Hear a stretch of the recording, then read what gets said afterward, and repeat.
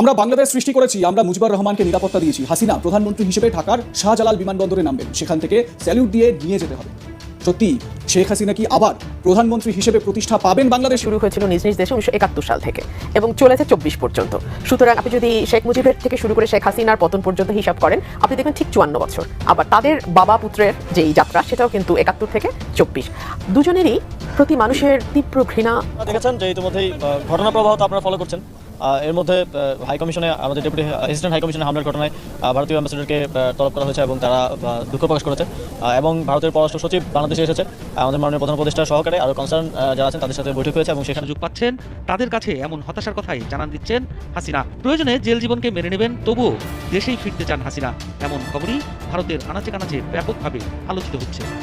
ভারত এবং বাংলাদেশের মধ্যে স্বাধীনতা পরবর্তী সময়ে এইরকম দুঃসম্পর্ক আর কিন্তু কখনো আমরা দেখিনি। এমনকি প্রথমবারের মতন স্বাধীনতা পরবর্তী সময়ে বাংলাদেশ মেরুদণ্ডটা সোজা করে একটু দাঁড়িয়েছে। যে পরিস্থিতিগুলো তৈরি হচ্ছে, কোথাও ঝুঁকার সম্ভাবনা বাংলাদেশের নেই।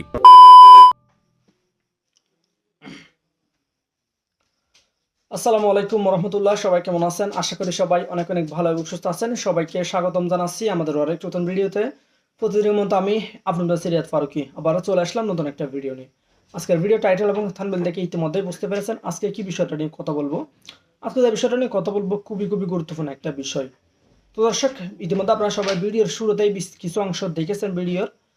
একটু পরে আমরা ভিডিওর বাকি অংশগুলো দেখবো। তার আগে আপনাদের ছোট একটি অনুরোধ জানিয়ে রাখতে চাই, যারা আমাদের ফারুকি অনলাইন ইউটিউব চ্যানেলটিতে এখন আছেন, প্লিজ দরকার আমাদের চ্যানেল সাবস্ক্রাইব করে সাথে থাকবেন। আর বেশি কথা বাড়াচ্ছি না, আমরা ভিডিওর বাকি অংশগুলো একটু দেখে আসবো। আমরা বাংলাদেশ সৃষ্টি করেছি, আমরা মুজিবুর রহমানকে নিরাপত্তা দিয়েছি। হাসিনা প্রধানমন্ত্রী হিসেবে ঢাকার শাহজালাল বিমানবন্দরে নামবেন, সেখান থেকে স্যালিউট দিয়ে নিয়ে যেতে হবে। বাংলাদেশের ভবিষ্যৎবাণী করে দিলেন এই বাংলার মানে পশ্চিমবঙ্গের এক নেতা। সত্যি শেখ হাসিনা কি আবার প্রধানমন্ত্রী হিসেবে প্রতিষ্ঠা পাবেন বাংলাদেশে? তিনি তো নিজেই আশ্রয় রয়েছেন, তিনি নিজেই দেশ ছাড়া। তবে হ্যাঁ, এখনো পর্যন্ত শেখ হাসিনার ইস্তফাপত্র বা পদত্যাগপত্র কিন্তু রাষ্ট্রপতির কাছে যায়নি। সুতরাং টেকনিক্যালি উপদেষ্টা সরকার গঠিত হলেও প্রধানমন্ত্রী কিন্তু খাতায় কলমে এখনো পর্যন্ত শেখ হাসিনাই, অর্থাৎ অনারেবল প্রাইম মিনিস্টার বলতে শেখ হাসিনাকেই বোঝেন অনেকে। আর এটাই ইউনূসের মাথা ব্যথার অন্যতম একটা কারণ। কিন্তু শেখ হাসিনা এই যে ভারতের আশ্রয় বা অন্য দেশের আশ্রয়, সেখান থেকে তিনি কি দেশে ফিরতে পারবেন প্রধানমন্ত্রী হিসেবে? কে এরকম দাবি করছেন? কোন নেতা? এবারে তার কথা বলি। ওই নেতা বলছেন যে হাসিনা প্রধানমন্ত্রী হিসেবে ঢাকার বিমানবন্দরে নামবেন, সেখান থেকে স্যালুট দিয়ে নিয়ে যেতে হবে। বাংলাদেশে ভারত বিদ্বেষ থামার নাম নেই। এই অবস্থায় দিনের পর দিন ভারত বাংলাদেশ সম্পর্ক খারাপ থেকে অতি খারাপের দিকে এগোচ্ছে।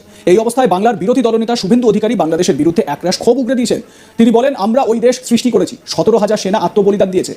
আমরা মুজিবুর রহমানকে নিরাপত্তা দিয়েছি, আমাদের দেশ দলাই লামাকে নিরাপত্তা দিয়েছে। ভারত এটা করে। হাসিনা একজন বৈধ প্রধানমন্ত্রী, এরা অবৈধ। হাসিনা প্রধানমন্ত্রী হিসেবে ঢাকার শাহজালাল বিমানবন্দরে নামবেন, সেখান থেকে স্যালিউট দিয়ে নিয়ে যেতে হবে তাকে, বলছেন শুভেন্দু অধিকারী। শুনুন শুভেন্দুর বক্তব্য। আমরা ওই দেশ আমাদের 17,000 সেনা আত্মবলিদান দিচ্ছি। আমরা মুজিবুর রহমানকে প্রোটেকশন দিচ্ছি, আমাদের দেশ দলাই লামাকে প্রোটেকশন দিচ্ছি। ভারত এটা করে। হাসিনা ওয়াজেদ বৈধ প্রধানমন্ত্রী, এরা অবৈধ। হাসিনা ওয়াজেদ প্রধানমন্ত্রী হিসেবে ঢাকাতে শাহজালাল এয়ারপোর্টে নামবেন, স্যালুট দিয়ে নিয়ে যেতে হবে। এই সভায় বক্তব্য রাখতে গিয়ে বাংলাদেশের সঙ্গে রাজ্যের মুখ্যমন্ত্রীকে একেবারে তোপ দেখে বলেন, বাংলাদেশের শাঁখা পলা দেখলেই মারছে, ধুতি পড়লেই খুলে দিচ্ছে, পশ্চিমবঙ্গ বদলে যাচ্ছে, ইহুদি খ্রিস্টানদের বহু দেশ, আমাদের হিন্দুদের ধর্ম যার যার, রক্ষা করার দায়িত্ব তাঁর। এই মুখ্যমন্ত্রী অর্থাৎ পশ্চিম বাংলার কথা তিনি বলেন। পশ্চিমবঙ্গের হিন্দুদের নিরাপত্তা দিতে পারেননি মুখ্যমন্ত্রী, পুলিশের ভয়ে এখনো ঘুমোবেন। চিন্ময় প্রভু এখনো জেলে, বাংলাদেশের হিন্দুদের দেখে শিখুন। ট্রিপল তালাক এনে মোদিজি জব্দ করেছেন, বলছেন শুভেন্দু অধিকারী। শুনুন। বাংলাদেশে যান, শাঁখা পলা দেখলেই মারছে, মাথায় সিঁদুর দেখলেই মারছে, গলায় কণ্ঠি দেখলেই ছিঁড়ছে, ধুতি পরলেই কাছা খুলছে, মাথায় শিখা দেখলেই কাঁচি নিয়ে কাটছে। যান বাংলাদেশে। পশ্চিমবঙ্গ বদলে যাচ্ছে। ইন্দোরে সেক্স থাকে, বাংলাদেশে গেলেন কোথা নিয়ে? ইসলামিক কান্ট্রি আছে, ইহুদিদের অনেক দেশ, খ্রিস্টানদের অনেক দেশ, বুদ্ধিস্টদের অনেক দেশ। আপনার আমার হিন্দুদের ধর্ম যার যার, রক্ষা করার দায়িত্ব আপনার। এই মুখ্যমন্ত্রী পশ্চিমবাংলার হিন্দুদেরকে প্রোটেকশন দিতে পারেননি। তফসিলি পরিবার, ছোট ছোট বাচ্চা মেয়ে। আপনারা দেখেছেন যে ইতিমধ্যেই ঘটনা প্রবাহ তো আপনারা ফলো করছেন।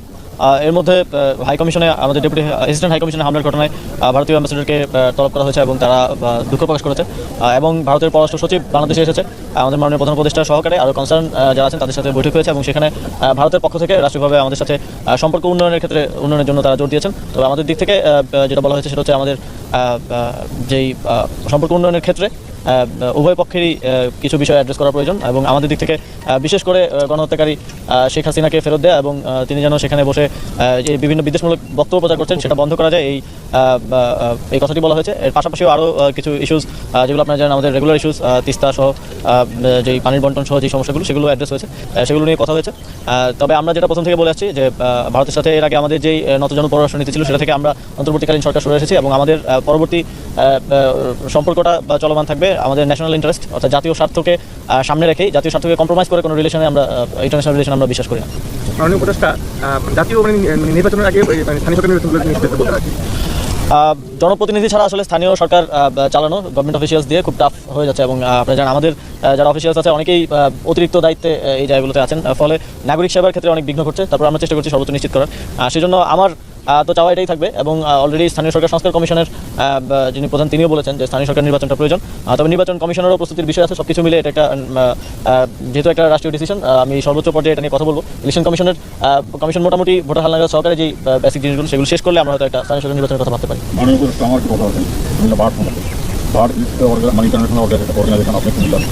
লোক এবং বাড়ে আমাদের কুমিল্লা সম্পর্ক আজকে এখানে একটা বিশাল একটা প্রোগ্রাম হচ্ছে ইন্টারন্যাশনালি। আমি যে বিষয়টা সাথে আলোচনা করবো এখানে সেটা হলো আপনার বৈষম্যদের যে ছাত্র আন্দোলন যারা নেতৃত্ব আছেন এখানে আসছে আমরা আসছিলাম এখানে অনেক অনিয়ম দুর্নীতির বিষয়ে তারা এখানে স্টেটমেন্ট দিচ্ছে এবং আমাদের কমিটি গঠন করা হয়। পরবর্তী পর্যায়ে এখানে আরও অনেক আপনার বিশেষ করে সিন্ডিকেট করে নির্বাচন এবং বাড়ের আধুনিকায়ন প্রকল্পে ব্যাপক দুর্নীতি এবং বিভিন্ন গণমাধ্যমে এগুলো বিষয়ে ইউজ করা হয়েছে, এই বিষয়গুলো আপনার করা আমি নিউজগুলো আমার চোখে পড়েছে এবং আমি পড়েছি। তো এই বিষয়ে আমার জানার মতো এখানে একটা তদন্ত কমিটি হয়েছে, আমি এই বিষয়টা দেখার চেষ্টা করবো এবং এর জন্য যদি প্রয়োজন পড়ে তাহলে আরও উচ্চ পর্যায়ে তদন্ত কমিটি করে যদি কোনো দুর্নীতির প্রমাণ পাওয়া যায় সেক্ষেত্রে ব্যবস্থা নেওয়া হবে। 2008 থেকে শুরু করে 2024 তিনটা মেয়াদ কম কিন্তু না। শেখ হাসিনার বয়স 77, তিনিও কিন্তু জীবনের বেশিরভাগ অংশই কাটিয়ে ফেলেছেন। ওনাদের দুজনেরই পারিবারিক যাত্রা শুরু হয়েছিল নিজ নিজ দেশে 1971 সাল থেকে এবং চলেছে 24 পর্যন্ত। সুতরাং আপনি যদি শেখ মুজিবের থেকে শুরু করে শেখ হাসিনার পতন পর্যন্ত হিসাব করেন আপনি দেখবেন ঠিক 54 বছর। আবার তাদের বাবা পুত্রের যেই যাত্রা সেটাও কিন্তু 71 থেকে 24। দুজনেরই প্রতি মানুষের তীব্র ঘৃণা, ক্ষোভ, রাগ তার বহিঃপ্রকাশ আমরা দেখলাম ঠিক গণভবনে যেভাবে লুট হয়েছে। আমরা দেখলাম বাশার আল আসাদ যে বাসায় থাকতেন তার যে ভবনটা সেখানে খুব ইন্টারেস্টিং আমার চোখে পড়ছে বেবি আমি নিজে পালি বলে রাজহাঁস ধরে নিয়ে যাচ্ছে মানুষ সেখান থেকে এবং গণভবনেও একই কাণ্ড হয়েছে, মানুষ রাজহাঁস, ছাগল, মুরগি, ভেড়া যে যা পেয়েছে সেটাই তুলে নিয়ে গেছে। এগুলো আসলে কিন্তু নেওয়া মানে যে লোভ থেকে বা জিনিসটাকে ইউজ করবে সেই জন্য তা নয়, তার উপরে যে রাগ তাকে না পেয়ে সেটার বহিঃপ্রকাশ হচ্ছে তার ব্যবহৃত জিনিসপত্র ভাঙচুর করা, তার ব্যবহৃত আসবাবপত্রকে টানাটানি করা নিয়ে যাওয়া। ঠিক একই রকম ভাবে দুজনের পরিণতি আমরা দেখেছি এবং ভাস্কর্য ঠিক যেভাবে শেখ মুজিবের ভাস্কর্য ভাঙা হয়েছে, বিশেষ করে প্রধানমন্ত্রী কার্যালয়ের অপোজিটে যে ভাস্কর্যটি ছিল বিজয় সরণিতে, সেই ভাস্কর্য যে আসলে ওই দিনের মধ্যে ভেঙে ফেলা যাবে এটা কিন্তু আমরা কেউ আসলে ভাবিও নি, because it was so tall and it was so strong. এটা যে এভাবে ধূলিসাৎ করা যায় এটাও একটা অদ্ভুত ব্যাপার। একইভাবে আমরা দেখলাম সেখানেও কিন্তু ভাস্কর্য ভাঙা হয়েছে এবং ঠিক একই ধরনের কায়দায় ভাস্কর্য পড়ে যাচ্ছে সেটা দেখেছি। সবচেয়ে শক্ত যে মেসেজ এই ঘটনাগুলো দিচ্ছে সেটা হচ্ছে মানুষের ভালোবাসা, মানুষের সমর্থন যখন রাজনীতিবিদরা হারিয়ে ফেলেন সেই মুহূর্তে রাজনীতিবিদদের একটা গ্রেসফুল এক্সিট নিজের করে নেওয়া উচিত। যদি তারা গ্রেসফুল এক্সিটের দিকে না যান তখন পুরো বিষয়টাই না খুবই ডিসগ্রেসফুল হয়ে যায় তাদের জন্য এবং তাদের পুরো দলের এবং পুরো লেগেসির জন্য সেটা ডিসগ্রেসফুল। এবং মানুষ যেই মুহূর্তে আপনি বুঝবেন যে মানুষের সমর্থন আপনার সঙ্গে নেই, মানুষের ভালোবাসা আপনার সঙ্গে নেই, সেই মুহূর্তেই একটা নির্বাচন হতে পারে সবচেয়ে গ্রেসফুল এক্সিট। আপনি চিন্তা করেন ইভেন 2008 থেকে শুরু করে 2024 তিনটা মেয়াদ কম কিন্তু না। শেখ হাসিনার বয়স 77, তিনিও কিন্তু জীবনের বেশিরভাগ অংশই কাটিয়ে ফেলেছেন। উনি যদি 24-এর নির্বাচনটা ঠিকঠাক দিতেন কি হতো, ওনার একটা ভূমিধস পরাজয় হতো, এই তো হতো, আর হয়তো অন্য কোনো দলের ভূমিধস বিজয় হতো। তো ওনার পরাজয়ের পরে উনি কিন্তু দেশে থাকতে পারতেন, ওনার দল নিয়ে উনি রাজনীতি করতে পারতেন। আজকে আপনি একটা হারিকেন দিয়েও আওয়ামী লীগের একজন সমর্থকও খুঁজে পাবেন না। আপনি যে টকশোতে এনে আদার সাইডে একজনকে বসাবেন যিনি আওয়ামী লীগের পক্ষে দুটো কথা বলবে, এটা আপনি মতি ভাই এখন হারিকেন দিয়েও পাবেন না। কিন্তু আজকে যদি 24-এ শেখ হাসিনা একটা সুষ্ঠু নির্বাচন দিতেন আপনি অনেক মানুষকে পেতেন যারা কিন্তু শেখ হাসিনার পক্ষে আওয়ামী লীগের পক্ষে দাঁড়িয়ে কথা বলতো। একটা কথা আওয়ামী লীগের তরফে প্রায় আমরা শুনি, স্বদেশ প্রত্যাবর্তন দিবস, কারণ তারা দেশের ক্রান্তিকাল আসলেই পলায়ন করেন, এটা তাদের পারিবারিক ঐতিহ্য। পারিবারিকভাবেই 1971 সালে যখন পাক হানাদার বাহিনী আক্রমণ করলো তার আগেই কিন্তু সুটকেস নিয়ে, সেই ঐতিহাসিক সুটকেস নিয়ে পালিয়ে গেলেন তার পিতা। মানে মতান্তরে তিনি ধরা দিলেন, ইচ্ছাকৃতভাবে স্বেচ্ছায় ধরা দিলেন এবং পাকিস্তানের আতিথেয়তা তিনি নিলেন। একইভাবে আমরা দেখলাম শেখ হাসিনাও প্রত্যাবর্তন। আজ থেকে 40 বছর পরে যদি আওয়ামী লীগ কোনোদিন ফিরে আসে বাংলাদেশে, তারা হয়তো আবার এটাকে আরেকটা স্বদেশ প্রত্যাবর্তন দিবস তারা আবিষ্কার করবে। এবং আওয়ামী লীগ এমন একটা অবস্থায় প্রতিবার দেশকে নিয়ে যায় যে পয়েন্ট অফ নো রিটার্নে যায় তারা। আপনি দেখেন যখন বাকশাল কায়েম হলো তখন তাজউদ্দিন আহমেদ বলেছিলেন যে মুজিব ভাই আপনি তো শান্তিপূর্ণভাবে ক্ষমতা হস্তান্তরের কিংবা আপনার একটা স্মুথ ট্রানজিশন কিংবা আপনার এক্সিটের কোনো শান্তিপূর্ণ উপায় আর রাখলেন না। ঠিক তার কন্যা তাই করলো, শেষমেশ তাকে ভারতের সাহায্য নিয়ে হেলিকপ্টারে করে লুকিয়ে বঙ্গভবন থেকে পালাতে হলো। It is so disgraceful for a political party, যেই পার্টিটা 70 বছর রাজনীতি করেছে দাবি করে, যেই পার্টিটা দাবি করে যে 54 সাল থেকে তাদের নানান অবদান আছে, ভাষা আন্দোলন থেকে শুরু করে গণ অভ্যুত্থান 69-এর, মুক্তিযুদ্ধ 71-এর, 6 দফা দেয়া, অনেক অবদান আছে দলটির। এই দলটি এখন একেবারে একটা মানুষ খুঁজে পাওয়া যায় না যে একজন সমর্থক হিসেবে, আমার কর্মী দরকার নাই, পদে থাকা নেতার দরকার নেই, কিছু দরকার নেই, সমর্থক হিসেবে অ্যাটলিস্ট দলেরও তো কিছু বক্তব্য আছে, তারা দেশে পাওয়া যাচ্ছে না কিন্তু বিদেশে তো দেখা যাচ্ছে। That is very interesting, that is very very interesting. ভারতের পররাষ্ট্র সচিব বাংলাদেশে এসেছেন এবং তারা বলেছেন ইতিবাচক পদক্ষেপ নেবার জন্য তারা প্রস্তুত এবং বাংলাদেশের সঙ্গে তারা সম্পর্ককে এগিয়ে নিয়ে যেতে চায়। নরেন্দ্র মোদীর তরফ থেকে তিনি আমাদের চিফ অ্যাডভাইজারকে দাওয়াতও পৌঁছে দিয়েছেন। বাট একই সঙ্গে তো তাদের এটাও মনে রাখতে হবে যে আমাদের চিফ অ্যাডভাইজার খুবই ক্লিয়ারলি তাদেরকে বলেছেন যে যতদিন পর্যন্ত শেখ হাসিনা ভারতের মাটিতে বসে বাংলাদেশকে অস্থিতিশীল করার চেষ্টা করবে ততদিন পর্যন্ত আসলে দুই দেশের সম্পর্ক ঠিক যতটা গতিশীল এবং যতটা মোলায়েম মসৃণ হওয়ার কথা ততটা হবে না। এবং তিনি বলেছেন যে ঠিক আছে শেখ হাসিনাকে আপনারা আশ্রয় দিয়েছেন, দ্যাট উই ক্যান আন্ডারস্ট্যান্ড, ঠিক আছে আপনারা দিয়েছেন আপনাদের পুরনো বন্ধু, কিন্তু শেখ হাসিনা তার ভারতের মাটি ব্যবহার করে বাংলাদেশকে উস্কে দেবে, বাংলাদেশে তার নেতা কর্মীদের উস্কে দেবে, কখনো বলবে ট্রাম্পের ছবি পুড়িয়ে সেইটা পোস্ট করতে, কখনো বলবে কেন তাদের কি বাড়িঘর নাই অর্থাৎ গিয়ে আগুন দাও, কখনো বলবে 287 জনকে তো পেয়েই গেলাম তাহলে আমার আর হত্যা করতে কোনো বাধা নাই। মানে এই যে কথাগুলো এগুলোর ভিতরকার হিডেন মিনিং তো তাই। এবং এখন তিনি বলছেন তিনি বাংলাদেশের প্রধানমন্ত্রী, এই হিসেবে তিনি যুক্তরাজ্য থেকেও তার বক্তব্য দিয়েছেন। যদিও সরকারের কারণে নিষেধাজ্ঞার কারণে মিডিয়াগুলো সেই বক্তব্য প্রচার করেনি, কিন্তু এই নেটের যুগে ইন্টারনেট এবং www যুগে আসলে কোনো কিছুই চাপা থাকে না, আমরা সবই শুনেছি। অনেক ধন্যবাদ আপনাকে। ভারতের ফেরত দেওয়া উচিত মন্তব্য করে ব্রিটিশ আইনজীবী টবি ক্যাটম্যান বলেছেন এজন্য প্রয়োজনে বাংলাদেশ আন্তর্জাতিক অপরাধ আদালত আইসিসির সহযোগিতা নিতে পারে। আন্তর্জাতিক অপরাধ ট্রাইব্যুনালের প্রসিকিউশন টিম ও তদন্ত সংস্থার সঙ্গে বৈঠক শেষে এসব কথা বলেছেন ট্রাইব্যুনালের চিফ প্রসিকিউটরের এই বিশেষ পরামর্শক। জাভেদ আক্তারের প্রতিবেদনে বিস্তারিত। ফৌজদারি আইন বিশেষজ্ঞ ব্রিটিশ আইনজীবী টবি ক্যাটম্যান আন্তর্জাতিক অপরাধ আদালত আইসিসিতে যুদ্ধাপরাধ ও মানবতা বিরোধী অপরাধের অনেক মামলা পরিচালনার অভিজ্ঞতা রয়েছে তার। আন্তর্জাতিক অপরাধ ট্রাইব্যুনালে 71-এর মানবতা বিরোধী অপরাধের বিচার চলাকালে অভিযুক্তদের আইনজীবী হিসেবে বাংলাদেশে আসতে চেয়েছিলেন তিনি, কিন্তু তখন তাকে আসতে দেয়নি শেখ হাসিনার সরকার। সেই শেখ হাসিনার বিরুদ্ধে জুলাই আগস্টের গণহত্যার মামলায় সহযোগিতা করতে ট্রাইব্যুনালের চিফ প্রসিকিউটরের বিশেষ পরামর্শক হিসেবে বাংলাদেশে এলেন টবি ক্যাটম্যান।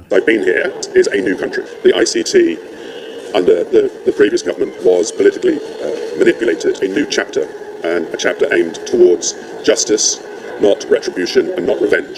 কাঠ ও পিভিসি ম্যাটেরিয়ালের সংমিশ্রণে তৈরি আধুনিক আরএফএল উডিটো কাঠের চেয়েও কঠোর। গত 20 নভেম্বর আন্তর্জাতিক অপরাধ ট্রাইব্যুনালের চিফ প্রসিকিউটরের বিশেষ পরামর্শক হিসেবে নিয়োগ পাওয়ার পর বুধবার সকালে প্রথম দিনের মতো ট্রাইব্যুনালের প্রসিকিউশন টিম ও তদন্ত সংস্থার সঙ্গে বৈঠক শেষে ব্রিফিং করেন টবি ক্যাটম্যান। এ সময় তিনি বলেন ট্রাইব্যুনাল আনুষ্ঠানিক অভিযোগ গঠনের পর বাংলাদেশ সরকার অনুরোধ করলে ভারতের উচিত শেখ হাসিনাকে ফেরত পাঠানো। India as a democratic state, that they respect the rule of law and they respect a lawful and proper request for her extradition when an extradition request is made. The role of the chief prosecutor and this office to ensure that charges are brought, that an extradition request is made, and obviously if extradition is refused we will have to then look upon whether she is tried in her absence or whether in fact we look to the International Criminal Court to provide assistance. মৃত্যুদণ্ডের বিধান থাকায় অনেক দেশ আসামিদের ফেরত পাঠায় না উল্লেখ করে আইসিসির এই আইনজীবী বলেন বাংলাদেশের বাস্তবতায় মৃত্যুদণ্ড থাকবে কিনা তা ঠিক করবে দেশটির tribunal. It's a matter for the judges to decide as to whether the death penalty should be applied or not. ট্রাইব্যুনালের চিফ প্রসিকিউটর মোহাম্মদ তাজুল ইসলাম বলেন প্রসিকিউশনের বিভিন্ন উদ্যোগে সন্তুষ্টি প্রকাশ করেছেন টবি ক্যাটম্যান। তিনি এটাও বলেছেন যে ল যেগুলো সংশোধিত হয়েছে সেগুলো খুব কাজের হয়েছে, আরও দু একটা বিষয়ে আরও অ্যামেন্ডমেন্টের প্রয়োজন হতে পারে, সেই ব্যাপারে আমরা সম্মিলিতভাবে প্রসিকিউশন এজেন্সির সাথে প্রসিকিউটরের সাথে পরামর্শক্রমে আমরা আরও কিছু বিষয় প্রপোজ করব। চিফ প্রসিকিউটর জানান ট্রাইব্যুনালে বিচার চলাকালে আসামিরা চাইলে বিদেশি পরামর্শক রাখতে পারবেন, তবে আইনজীবী নিয়োগ দিতে হলে অনুমতি লাগবে বার কাউন্সিলের।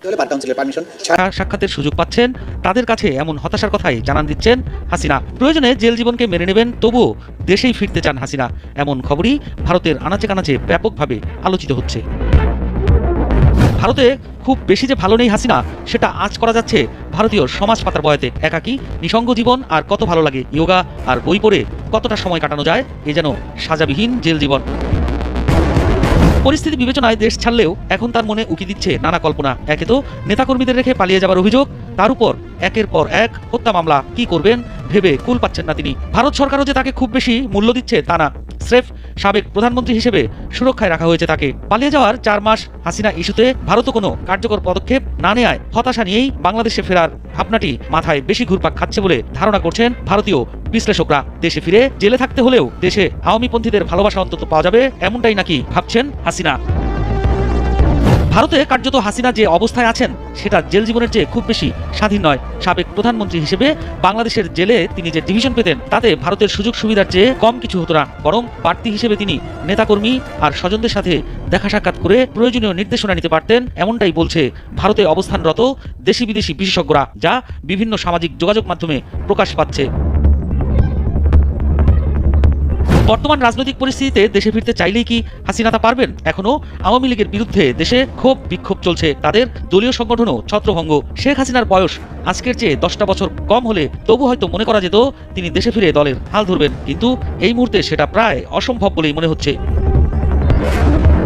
আওয়ামী লীগের তৃণমূল নেতাকর্মীরা এখনো প্রত্যাশা করছেন তাদের নেত্রীর দেশে ফেরা এখন শুধু সময়ের অপেক্ষা। তবে শেখ হাসিনা এই মুহূর্তে যে দেশের আতিথেয়তায় আছেন তারা কিন্তু এখনই অতটা আগ বাড়িয়ে ভাবতে রাজি নয়। সাউথ ব্লকের একজন শীর্ষস্থানীয় কর্মকর্তার কথায়, পিচ এখন প্রতিকূল, বল উল্টাপাল্টা লাফাচ্ছে, এরকম সময় চালিয়ে খেলতে গেলে হিতে বিপরীত হতে পারে।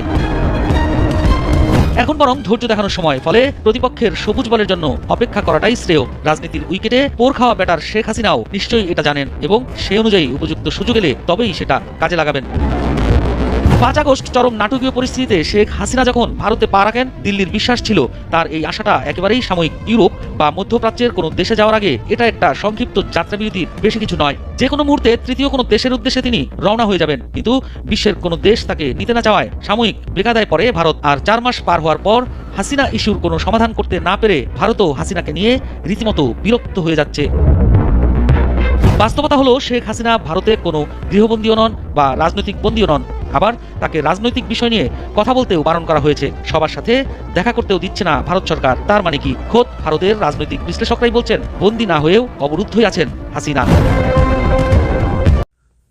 ভারত এবং বাংলাদেশের মধ্যে স্বাধীনতা পরবর্তী সময়ে এইরকম দুঃসম্পর্ক আর কিন্তু কখনো আমরা দেখিনি। এমনকি প্রথমবারের মতন স্বাধীনতা পরবর্তী সময়ে বাংলাদেশ মেরুদণ্ডটা সোজা করে একটু দাঁড়িয়েছে। যে পরিস্থিতিগুলো তৈরি হচ্ছে, কোথাও ঝুঁকার সম্ভাবনা বাংলাদেশের নেই। আর এই প্রথমবারের মতন এই সম্পর্কের যখন অবনতি আরও খারাপ দিকে যাচ্ছিল, তখন ভারত থেকে ভারতের একজন খুবই গুরুত্বপূর্ণ একজন ব্যক্তি, ভারতের পররাষ্ট্র সচিব বিক্রম মিশ্রি, তিনি বাংলাদেশে ছুটে এসেছিলেন।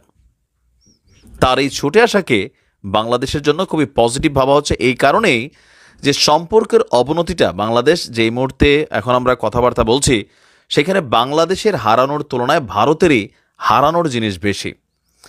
ভারতে বাংলাদেশ কি পরিমাণ আর এক্সপোর্ট করে, খুবই ন্যূনতম একটা মাছ টাছ এই বক্কর চক্কর, কিন্তু ভারত বাংলাদেশে কসমেটিক্স থেকে শুরু করে বিলিয়নস অফ ডলার কিন্তু আমাদের দেশে এক্সপোর্ট করে। বাংলাদেশের কয় পার্সেন্ট মানুষ ভারতে গিয়ে কর্মজীবী আছে, কিন্তু বাংলাদেশের ভেতরে ভারতের লক্ষ লক্ষ মানুষ ব্যবসা বাণিজ্য বিভিন্ন কারণে তারা কিন্তু এদেশে কর্মরত আছে। আবার ধরেন কাঁচামাল থেকে শুরু করে যে কোনো পণ্য যেগুলা ভারত বাংলাদেশের সাথে ডিল করে বা ব্যবসা করে, সেইখানে তাদের ব্যবসায়িক ফায়দাটা একই জিনিস অন্য দেশে বিক্রি করতে গেলে যেই পরিমাণ খরচ অথবা আপনার এটা কস্ট ক্রিয়েট করতে হয়, বাংলাদেশে তার চেয়ে অনেক কমে করতে পারে। আর আজকের এই পরিবর্তিত বিশ্ব ব্যবস্থায় এক দেশ অন্য দেশের উপর নির্ভরশীল থাকলেও কোনো দেশ যদি মনে করে যে আমরা দিব না, তার মানে আরেক জাতি না খাইয়া মরবে, বিষয়টা কিন্তু তাও না। আর এরকম অনেক জিনিস ভারতের সাধারণ জনতা যারা আছেন তারা তাদের দেশপ্রেমের জায়গা থেকে স্বাভাবিক বাংলাদেশকে দিব না বললেও আসলে কি ভারত এরকম সিদ্ধান্ত নেবে সরকারের জায়গা থেকে? নও। ভারতের যিনি পররাষ্ট্র সচিব আছেন বিক্রম মিশ্রি, তিনি আমাদের সরকারের সাথে সাক্ষাৎকারের সময় যেই কথাগুলো বলে গেছেন ভারতের জনগণের শোনা উচিত। নয়াদিল্লি বাংলাদেশের অন্তর্বর্তীকালীন সরকারের সাথে সম্পর্কের উন্নয়ন এবং দুই প্রতিবেশীর মধ্যকার সম্পর্ককে জোরদার সম্মিলিত এবং সমন্বিত প্রচেষ্টায় আগ্রহী বলে তিনি জানিয়েছেন। রাষ্ট্রীয় অতিথি ভবন যমুনায় প্রধান উপদেষ্টা ইউনূসের সাথে এক সাক্ষাৎকারে তিনি আপনার এই বক্তব্য দিয়েছেন। ভারতের পররাষ্ট্র সচিব বলেছেন, সম্পর্ক বাড়ানো ছাড়া ভারতের দ্বিতীয় কোনো চিন্তা নেই। আমরা এটাকে উভয় দেশের জন্যই লাভজনক হিসাবে দেখছি। আমরা মনে করি প্রতিবেশী দেশের সাথে মিত্রতা অবশ্যই ভালো জিনিস, ভালো সম্পর্ক অবশ্যই রাখা জরুরি, তবে সম্মান এবং সমতার ভিত্তিতে। ভারত যদি তাদের জায়গা থেকে সফট একটা অবস্থান তৈরি করে, অবশ্যই আমরাও আমাদের জায়গা থেকে উস্কানিমূলক বা অ্যাক্টিভিটিসে যাওয়ার পক্ষে না। পারস্পরিক স্বার্থের বিষয়ে আলোচনা বিক্রম মিস্ত্রি বলছেন যে আমরা যেখানে ছিলাম সেখান থেকেই আবার শুরু করতে চাই।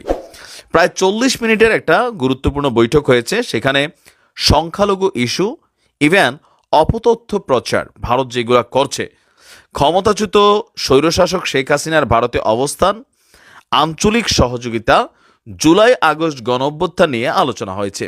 ভারতের পররাষ্ট্র সচিব বলছেন বাংলাদেশের সাথে ভারতের সম্পর্ক অত্যন্ত গুরুত্বপূর্ণ, আমাদের বর্তমান সরকারের সঙ্গেই কাজ করতে হবে। তো প্রধান উপদেষ্টা বাংলাদেশ এবং ভারতের মধ্যে সম্পর্ককে খুবই দৃঢ় এবং ঘনিষ্ঠ হিসাবে কিন্তু উল্লেখ করছেন। মানে ইউনূস সাহেবও পজিটিভ কথা বলছেন। তিনি বলছেন সাম্প্রতিক সময়ে দুই প্রতিবেশীর সম্পর্কে কিছু মেঘ জমে ছায়া তৈরি করেছে, এই কালো মেঘ মুছে ফেলতে ভারতেরও সাহায্য চেয়েছেন ডক্টর মোহাম্মদ ইউনূস। তার মানে তিনিও যথেষ্ট নমনীয় ভাব ভারতের সামনে পোষণ করেছেন, যেহেতু তারা এসে নমনীয় হয়েছে, মেহমান আমরাও নমনীয়তা দেখিয়েছি। তো আপনার এই মুহূর্তে সাবেক প্রধানমন্ত্রী শেখ হাসিনাকেও বাংলাদেশে ফিরিয়ে আনার জন্য ভারতের সাথে আলোচনা সম্ভবত কিছুটা এখানে এসেছে। পাশাপাশি ভারতের পররাষ্ট্র সচিবকে ডক্টর ইউনূস বলেছেন আমাদের লোকজন উদ্বিগ্ন, কারণ তিনি ভারত থেকে অনেক বক্তব্য দিচ্ছেন, এটা উত্তেজনা সৃষ্টি করছে। তো বিক্রম মিস্ত্রি আবার বলছেন জুলাই আগস্টের যে ঘটনা সেটাকে ভারত আপনার পর্যবেক্ষণ করেছে। তো এখানে নানান বক্তব্য হয়েছে। তো সবচেয়ে কিছুর পরে ভারতের জায়গা থেকে বিক্রম মিস্ত্রি বলছেন যে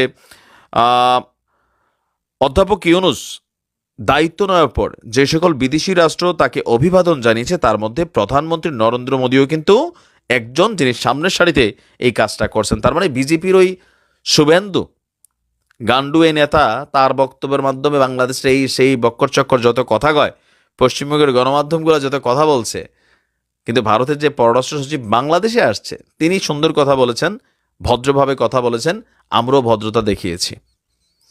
বেসিক্যালি ভারত বাংলাদেশ দূরত্ব হলে বাংলাদেশের হারানোর চেয়ে ভারতের হারানোর বেশি।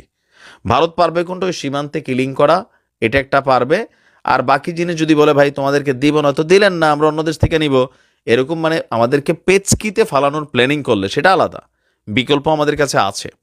কিন্তু এমনিতে আমরা এক দেশ আরেক দেশের সাথে ভালো সম্পর্কে বিশ্বাসী, কিন্তু যদি আমাদের উপর অন্যায় অত্যাচার বা হেয় প্রতিপন্ন করে কোনো কথা বলা হয়, আমরাও কিন্তু কথা বলতে জানি। ভালো থাকবেন। এই বিষয়টা নিয়ে আপনার মতামত জানতে চাই, কমেন্ট সেকশনে জানাতে ভুলবেন না। আমাদের চ্যানেলে নতুন থাকলে সাবস্ক্রাইব করে সাথে থাকবেন। এই বিষয়টা নিয়ে আপনার প্রতিক্রিয়া দ্রুত কমেন্টে জানিয়ে ফেলুন। দেখা হবে না কোনো ভিডিওতে। ভালো থাকবেন, সুস্থ থাকবেন। আল্লাহ হাফেজ।